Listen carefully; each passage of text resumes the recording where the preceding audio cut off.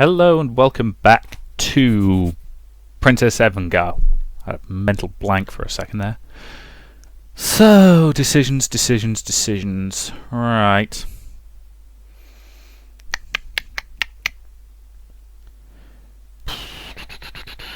Okay, so let's think about this logically. No. No.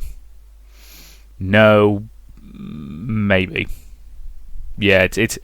I think it's got to be Ayaka, and the simple reason for that is completely obsessed with making the school better. And granted, the school, I think, could only be made better by setting it on fire. Nice enough, but incredibly bland. No. And at least she's got a sense of humour. Seriously, best thing going there is the one who isn't boring in my mind. When I thought of love, well, the first image that appeared in my head was Ayaka-san. But to be honest, I didn't know if that was real love or not. There might be another girl I liked after all. Maybe I'm not just a one-woman guy. From Chio's perspective, okay. After confirming that Masaya was gone, Rice turned back to the others. Alright everyone, listen carefully. This story takes place 7 years ago. The others, even the usually composed Ritsuko, leaned in eagerly to hear what Soleil de Cole's secret story was. What kind of story could it be?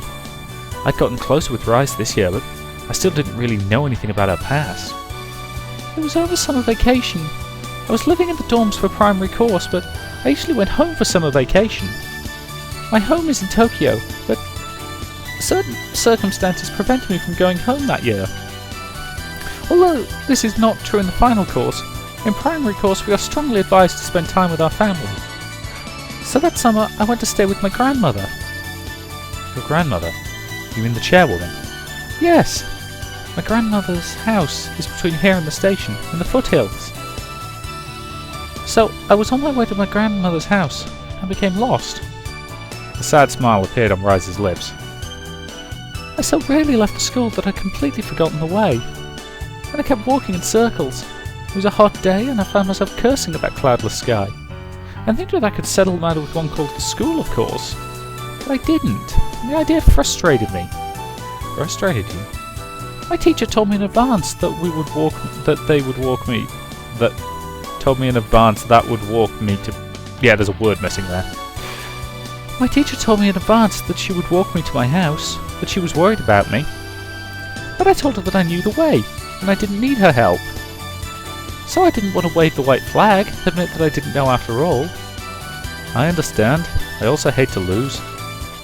I thought that as long as I buckled down and kept walking, I would find it. But I didn't find it.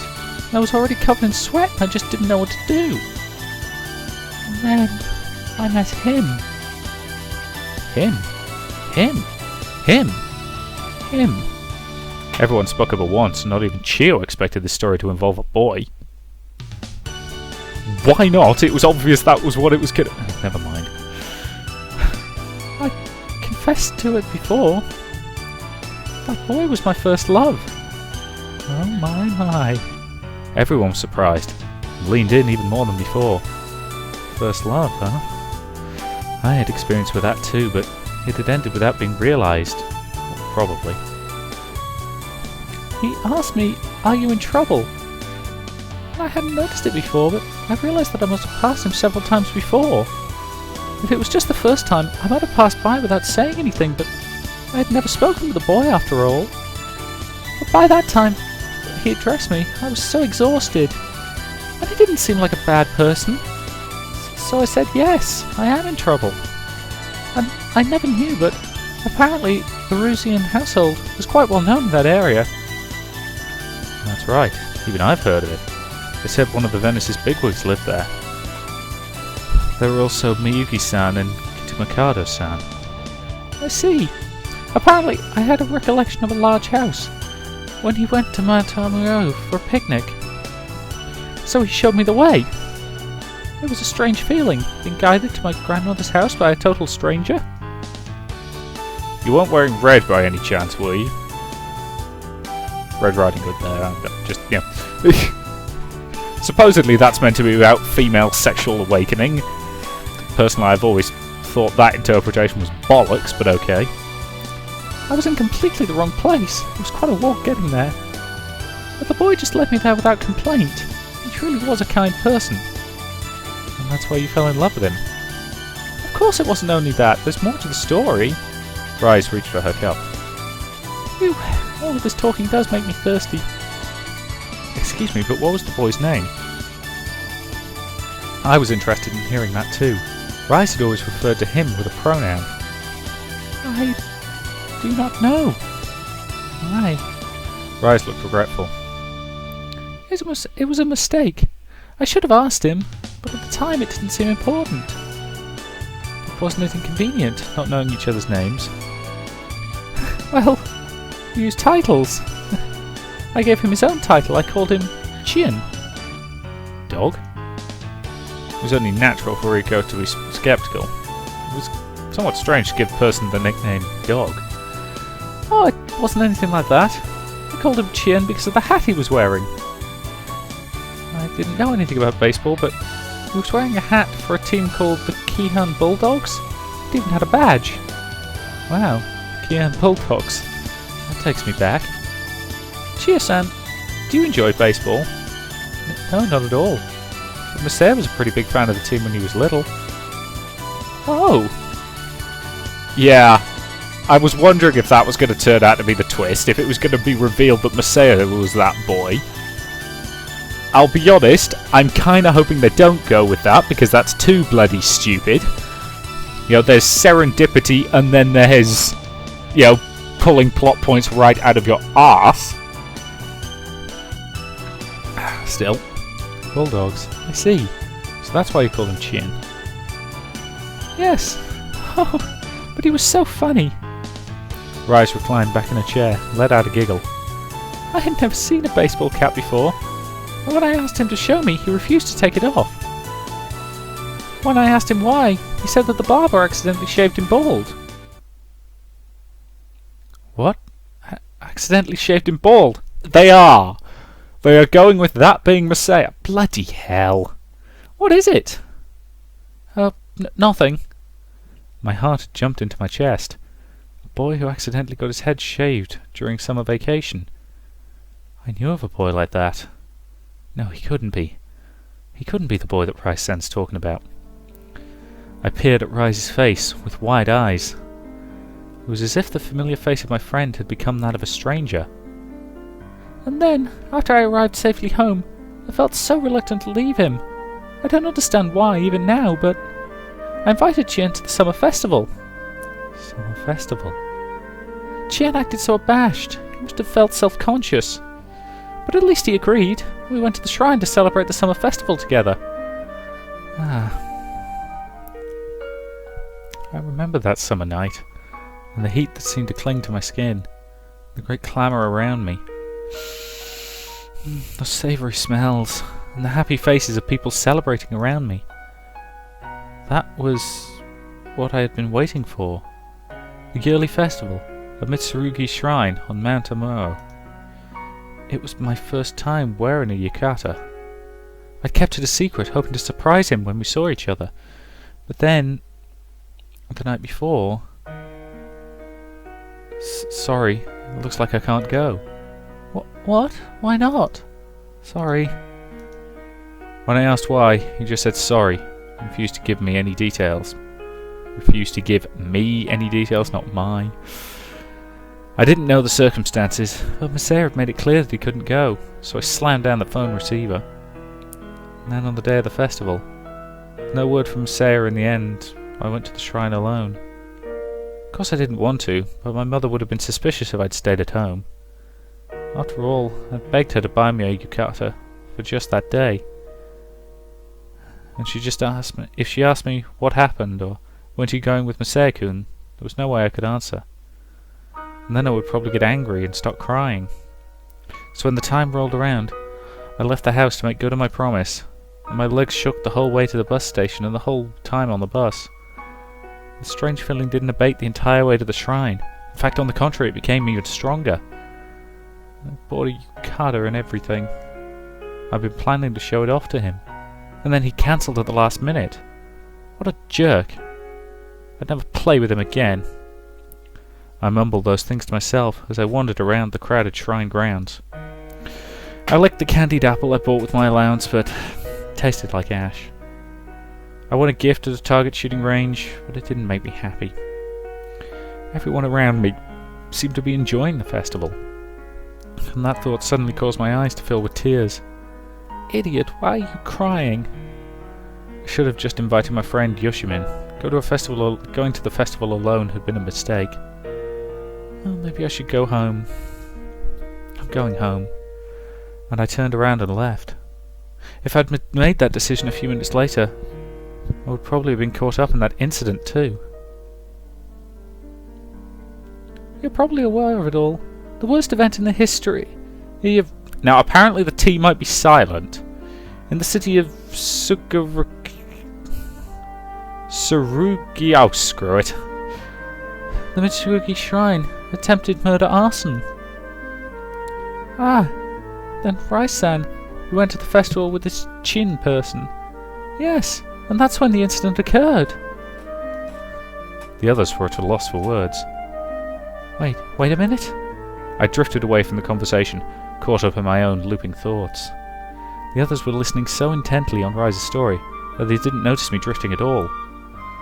Coincidences do happen, I guess. Yes, they do, in lazily written stories. The Kian Bulldogs were a popular team. There were probably lots of little boys who got their heads shaved by accident. Nope, that is not a thing that happens. And most of all, Masaya would never betray me. He wouldn't lie, he wouldn't break a promise, go on a date with another girl. There's no way he would do that. I was almost killed. Almost killed? That's to say I was attacked. It was Chien who put his life on the line to save mine. That's why I consider him my first love. I see. But what became of Chien after that? Well, after all, I never learned his real name. I never saw him again after that. What a shame. I went to the hospital where many of the victims had been taken, but he wasn't there either. The hospital? But that means... He was injured? Yes, considerably. I don't remember Masaya getting injured that summer and being put in the hospital. Maybe I just hadn't heard about it. I've been so angry that I avoided him the rest of the summer. By the time second term began, my anger had finally died down and I could speak to him again normally, but he would have told me, surely, if something like that had happened. No, he wouldn't tell me. If he really were there, he would have wanted to hide that from me. Wait, but then does that mean he's been lying to me this whole time? No, I couldn't believe that. I refused to believe it. If that was the case, then I didn't know Masaya at all anymore. After all, after the summer we returned to their original relationship. Back to the best of friends since childhood. Masaya laughing and joking around with me. For that laughter, those trivial conversations, for all those to be a lie? I couldn't believe it. I was never able to thank him for saving me, or to apologise for letting him get hurt. That's why I always hoped I would meet him again.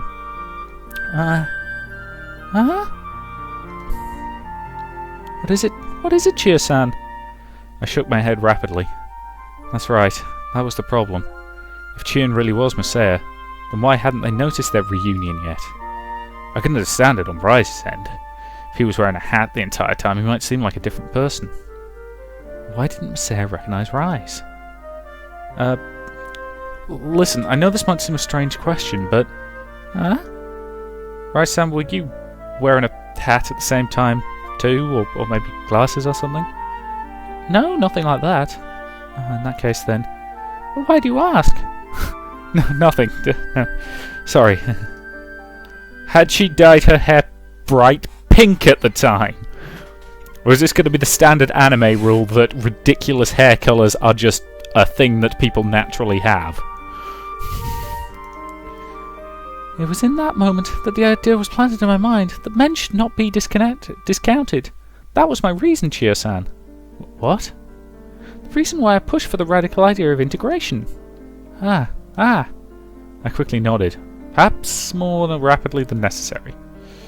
Chien equals Messiah. That was one formula I wanted to escape from. No, it can't be. It just can't. Despite my attempts, I couldn't convince myself otherwise. I see. I understand. In other words, Rice-san is caught between this first love of hers and Messiah-san. What? No, that's not... Am I wrong? But I was so sure that was the reason you asked Messiah-san to leave. That's not... It's just an embarrassing story, that's all. That would be another reason. It's not another reason, it's the only reason. And to say that I'm caught between them is ridiculous. I don't... You don't feel that way about Messiah-san? Oh my, that makes me happy. I didn't say that. I am sorry. Thing is, Ruika wasn't even one of the 4 people who were on the options list. Because it was her, Ayaka, and Chio, wasn't it? Because it was definitely Ritsuki rather than Ryuku, wasn't it? I mean, you know, slightly similar names, but I think I noticed the difference. Well, that was then. This is now. With those words of dubious meaning, her eyes closed the subject. Salutations! Sister, you've come at last. Don't act all high and mighty. There's no way I could understand that email of yours. Really? I was certain I included the important facts. Look, you have to learn how to send proper emails already. But I just can't seem to get the hang of it. Oh, you're hopeless, but... Well, more importantly, how about the White Lilies take on some community service? Community service? Community service? I listened blankly to Ayaka's explanation. So, I thought we'd take a job nobody likes, boost our reputation in the process. What do you think? I like it. Yes. Then, let's get going. How about it, Chio? Yes. Just pick up your swimsuits first. Swimsuits? You're probably going to get pretty wet. It's better to wear a swimsuit. You do have a point. Wait a moment. Yeah? In that case, I will join you. Well, alright. Can't wait. You can't blame me for wanting to tag along with the group. No. It's just that I, as the leader of the Red Rose Society, cannot sit idly by while the White Lily Society performs community service. Oh, you really love the whole duty thing, don't you? I do not love it. I am only doing as I must. I see. We tidied up the table and headed back to the dorm. By the way, what was that Just Us Girls talk I've been hearing about? Well, did you hear about that from Messiah-san? That's right. Come on, you know I want to hear it. Won't you tell me? Yes, but it's rather a long story. Could I tell you tonight? Sure.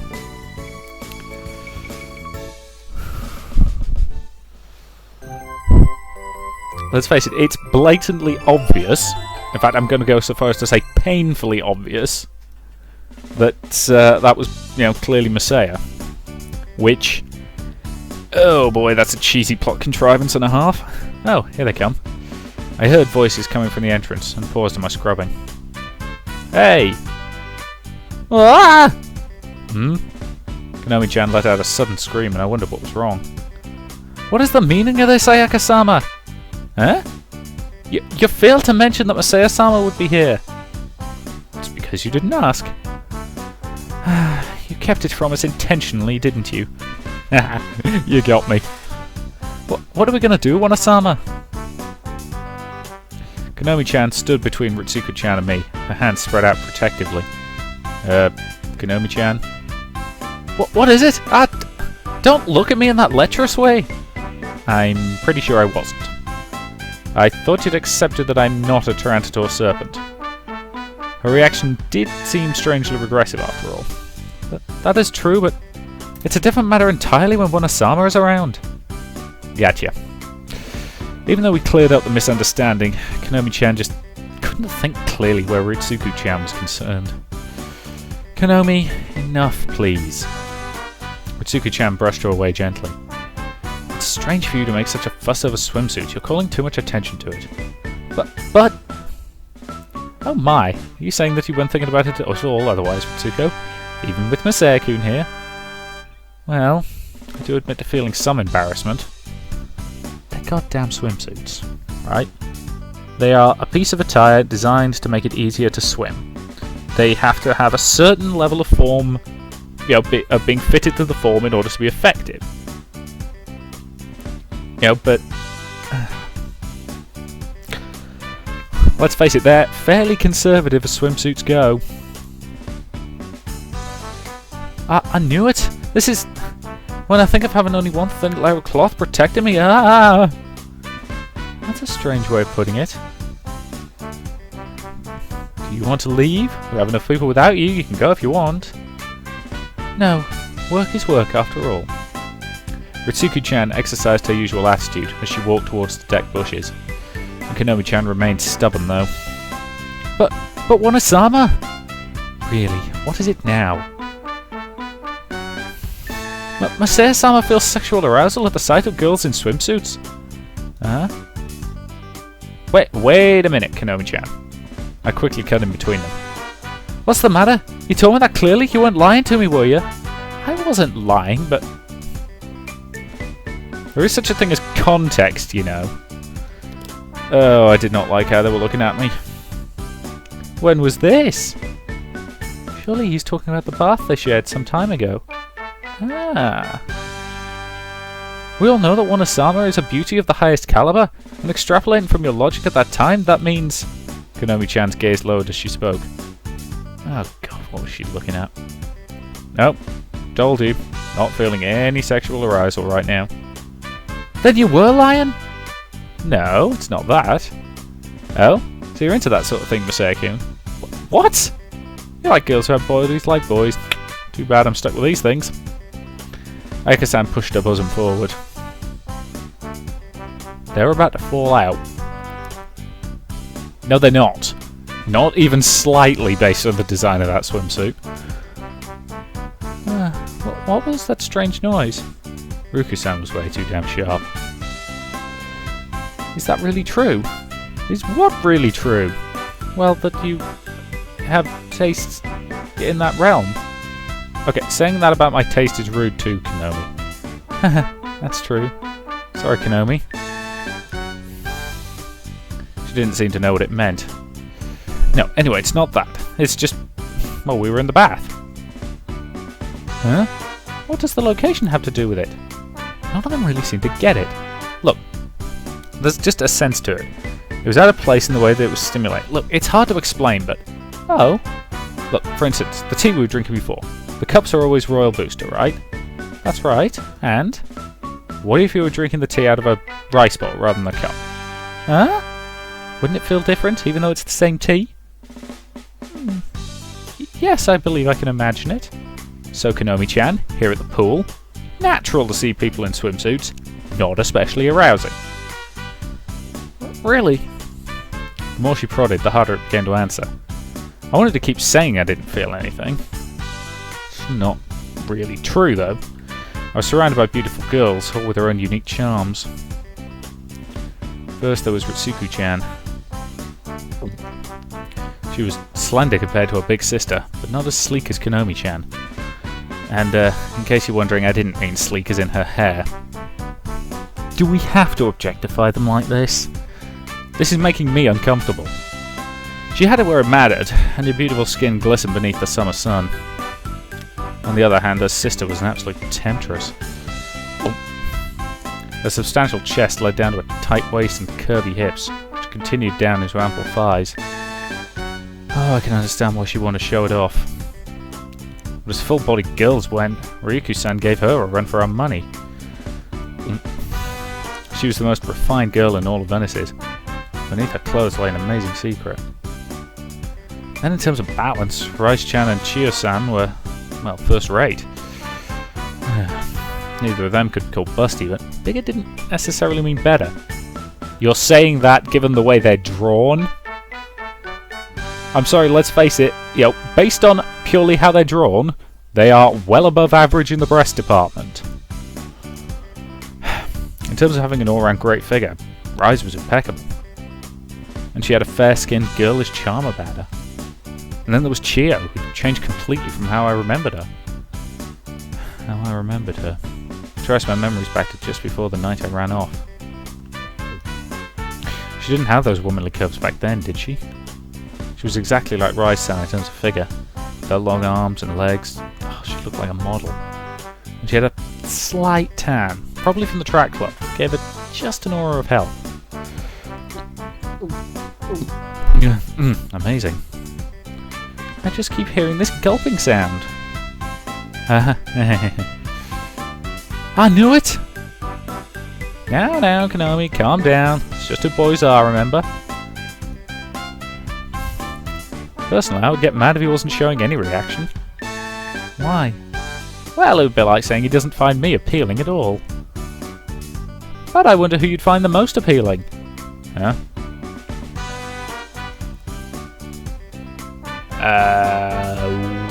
Well, I can't actually choose. You all have your own appeal. Taking the easy way out, eh? It's the truth. Whatever you say, it's not good to be so indecisive. A woman's heart can go astray if you don't go out on a limb from time to time. Indecisive, huh?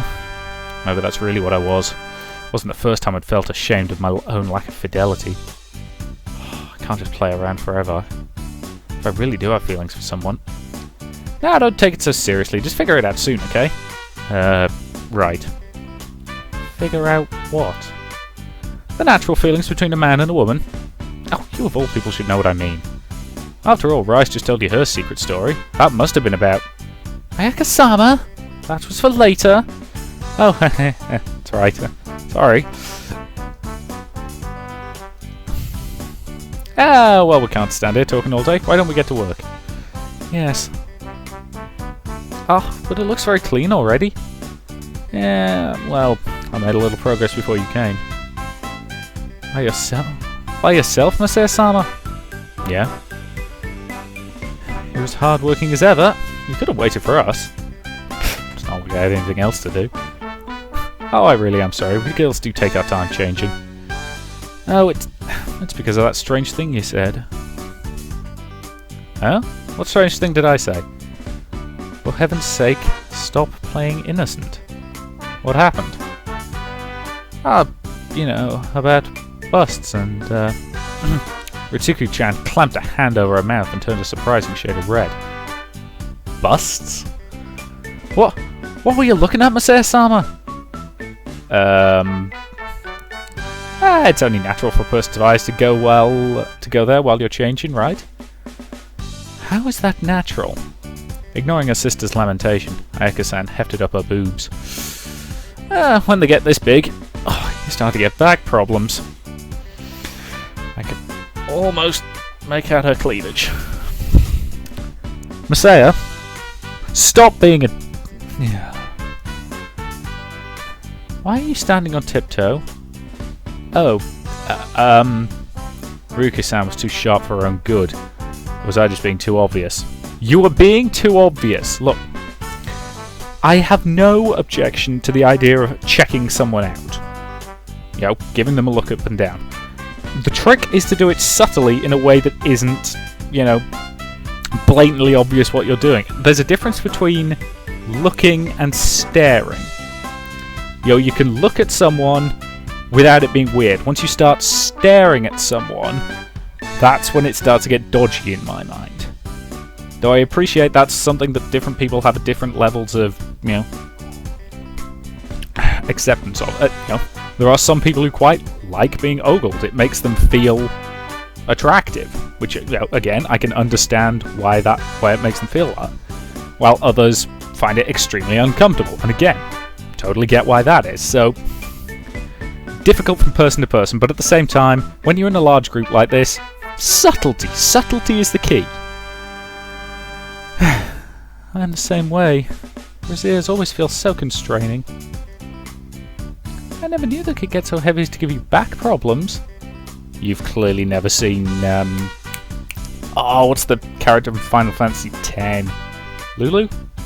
You know, the Black Mage, the one with the frankly impossibly large pair of boobs. You know, the ones that you would pretty much need a forklift truck to help you carry around. Anyway. Actually, looking at my timer, that's a reasonable point to end this video.